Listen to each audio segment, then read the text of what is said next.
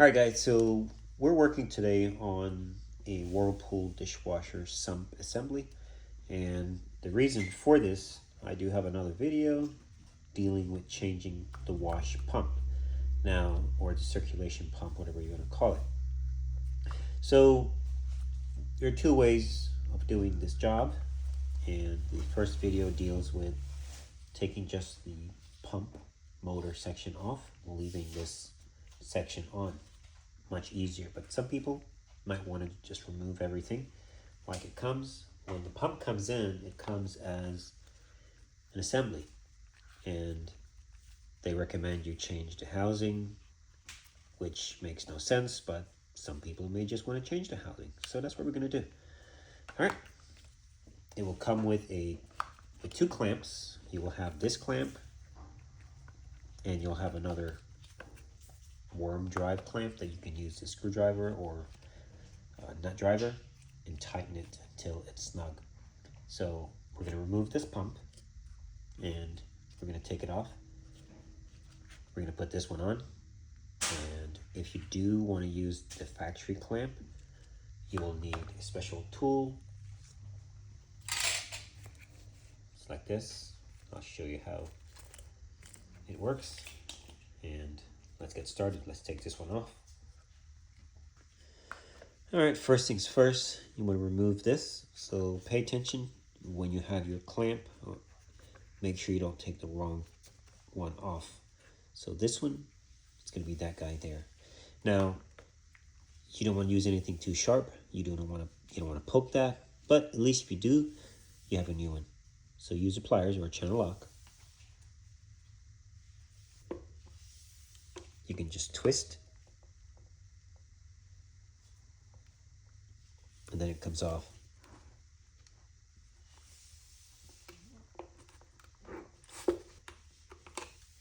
Don't worry about taking it off. It's already loose enough to where you can just pull everything off. You do have a piece, so everything will come straight on out.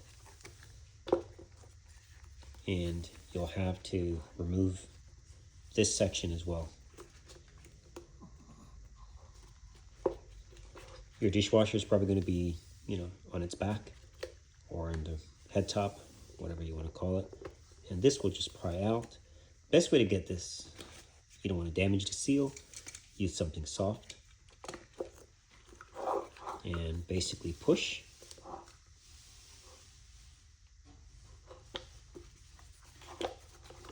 As you pull, you push.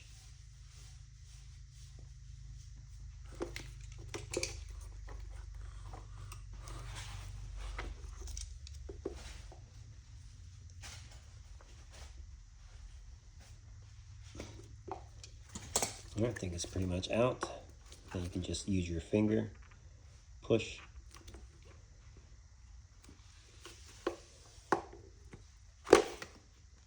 All right. This comes out of this hole, goes back in. See those tabs? They slid.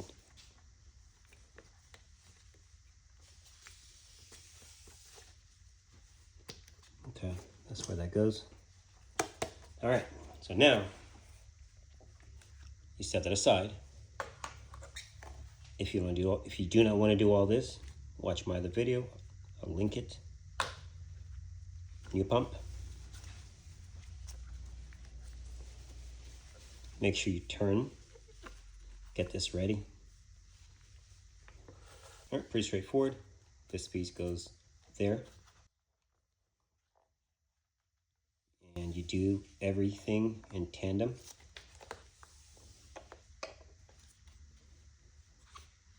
This flapper goes right there.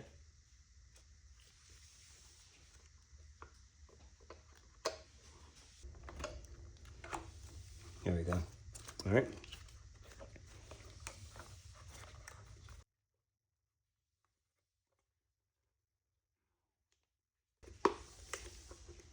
So you want to get everybody in place. Don't tighten that clamp yet. And you still want to go on more. Okay, see that little piece? It's fully inserted. And now this guy has to be pushed in all the way. Now you want to make sure he's in. So you want to do, you want to pull it back out. Not all the way. And you see it's not fully all the way in. It needs to go all the way to that lip. Otherwise you'll have a leak.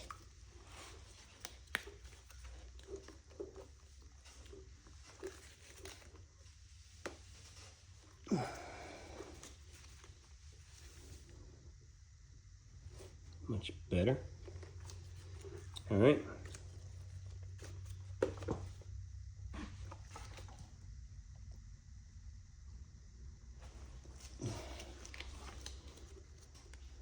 Oh yeah, much better. See how close that is?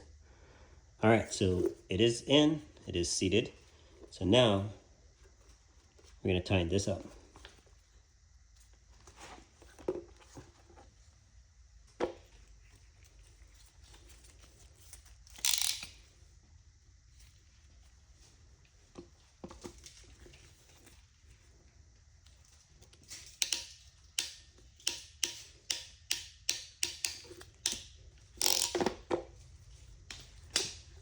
All right, so nice and tight. Everybody is secured and tight.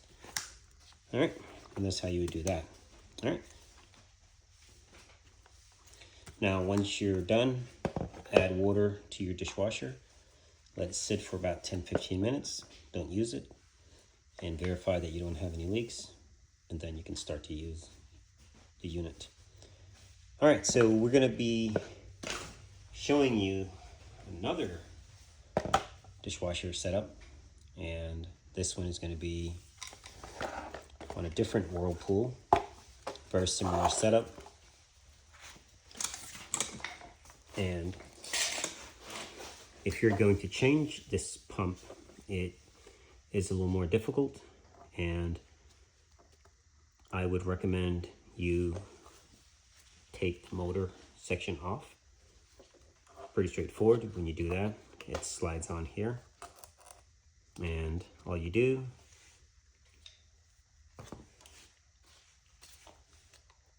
pry this very slowly, and as you do that, you have a flat blade screwdriver, and it's good practice to mark things so that it gives you a reference point when they go back together. That lines up with that. That's how they go together. A lot of times when you're working, you end up forgetting how things go back together. All right, so we'll take this off. That's the pump. It works. So, for example, if you're not washing, now he pops out of here. Now, sometimes you might not need to change the entire assembly. It's a lot of work. Now, this guy pulls out the same as it did in the other previous section, and this part turns as well. But before you can do that, you have to extract it. So we're going to pull it out.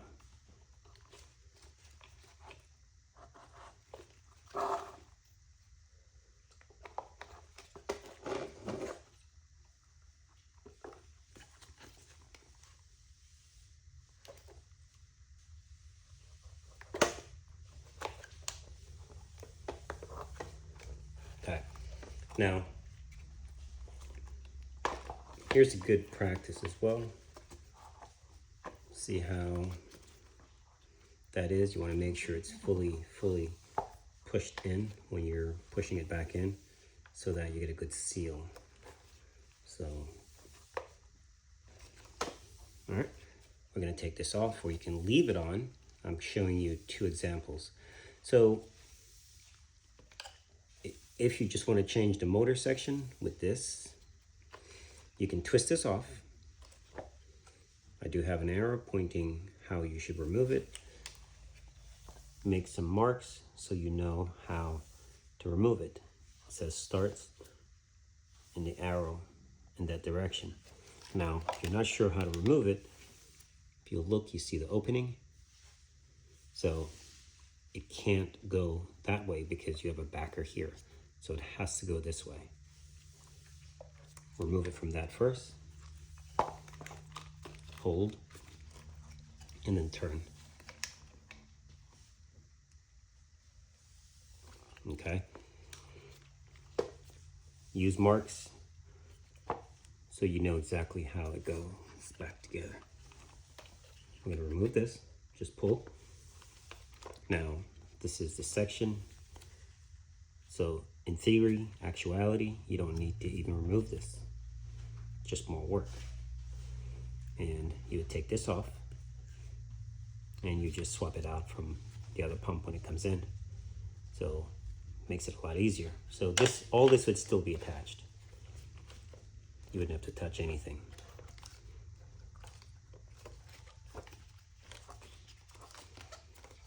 But, well, you would loosen this clamp because you do need to tilt it up so you can put this on, because you can't rotate as this is being stationary. So now you would just install this back. And again, you have everything marked. You kind of know exactly how it would go back together. You would press together, squeeze nicely, and then you would rotate it. And it's locked in. Okay. Make sure the seal, all that stuff is in good shape and is tight and snug. And then you just bring this down here. Push it in. And you put your other clamp. You'd already have that in place. Okay.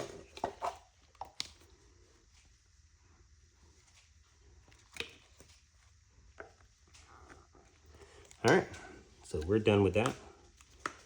Now, if you didn't want to do any of that, obviously you would just pull it off from there, or perhaps over there, and you'd pull it out like I showed you how to put the other one on, and that's how you would do it.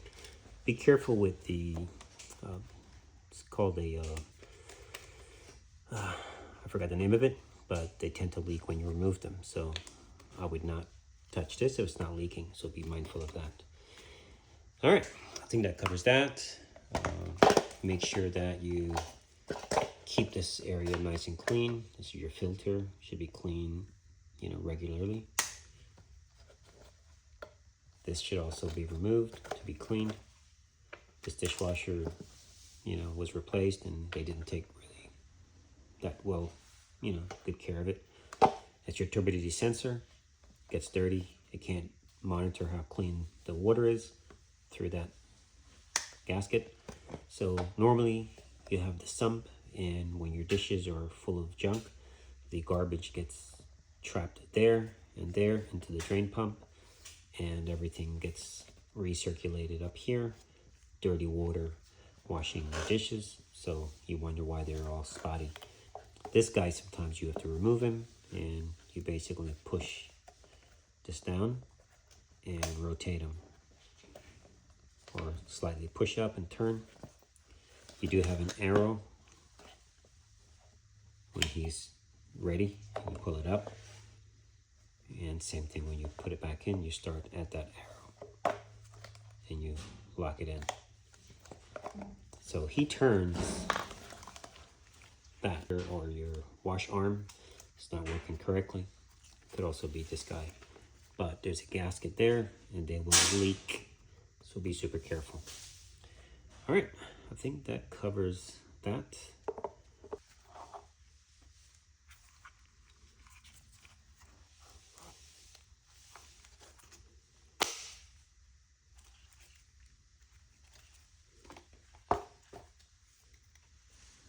We're going to put this back together, and this is done.